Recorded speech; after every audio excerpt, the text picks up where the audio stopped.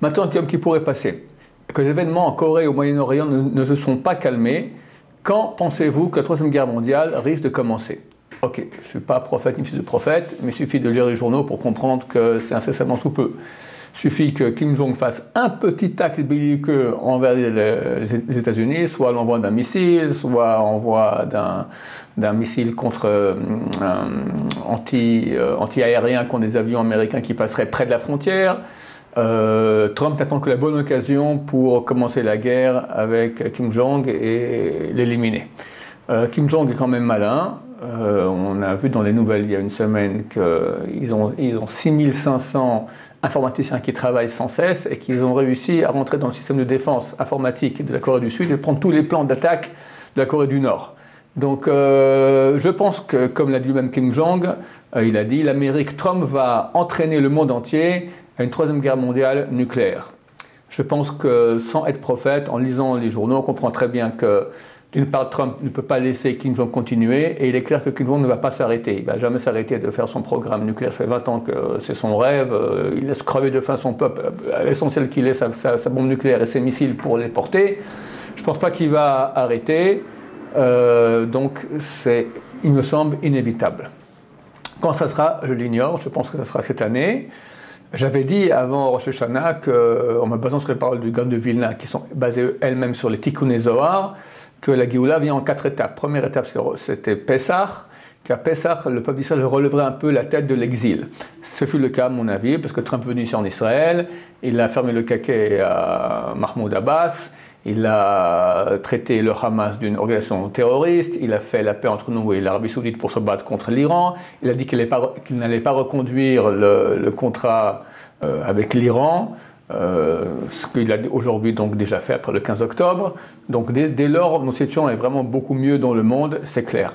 Deuxième étape que dit le Tikkuné Zohar, donc Gaon de Vilna au nom du Tikkuné Zohar, qu'à Rosh Hashanah, ce sera Gmar Din, la sentence des ennemis de Dieu. J'ai cru que la guerre aurait lieu à Rosh Hashanah, si par Rosh Hashanah Kippour, parce qu'aussi c'est appelé, on voit que dans le prophète Yecheskel, chapitre 40, Kippour était aussi Rosh Hashanah, sinon à Sukkot, c'est marqué qu'à Sukkot il y aura lieu Gog et Magog, toutes ces fêtes sont passées, rien ne s'est passé. Mais néanmoins, je crois que je ne me suis quand même pas trompé, parce que la sentence, c'est pas forcément, le Gmar Din en hébreu, la traduction c'est sentence, c'est pas forcément l'application de la sentence.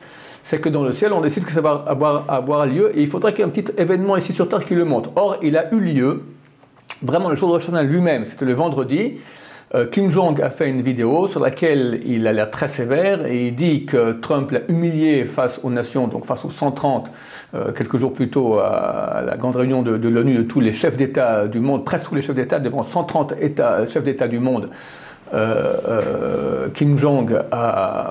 Trump a traité Kim Jong de tous les noms, d'accord, le petit homme roquette, et qu'il n'allait pas hésiter à détruire la Corée si c'était nécessaire pour la sécurité des États-Unis et de leurs alliés.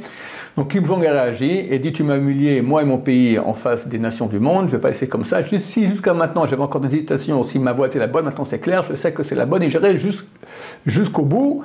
Et j'hésiterai pas à envoyer des missiles sur les États-Unis. Donc là, il a dit clairement qu'il allait vers une guerre.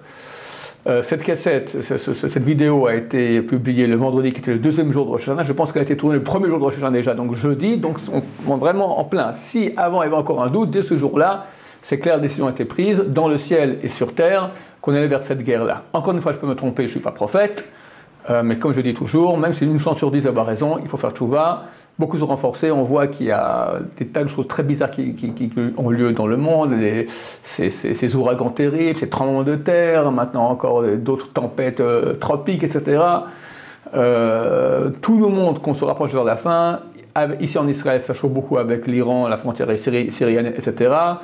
L'Amérique avec l'Iran, tout cela nous montre que nous sommes, je m'excuse de répéter encore mon message sans cesse, mais un beau jour ça va arriver et qu'on ne nous dise pas pourquoi est-ce que les rabbins n'ont rien dit. Donc nous disons, on ne sait pas quand ça va arriver, mais on est en plein, c'est incessamment sous peu, il faut faire tchouva, une très belle tchouva.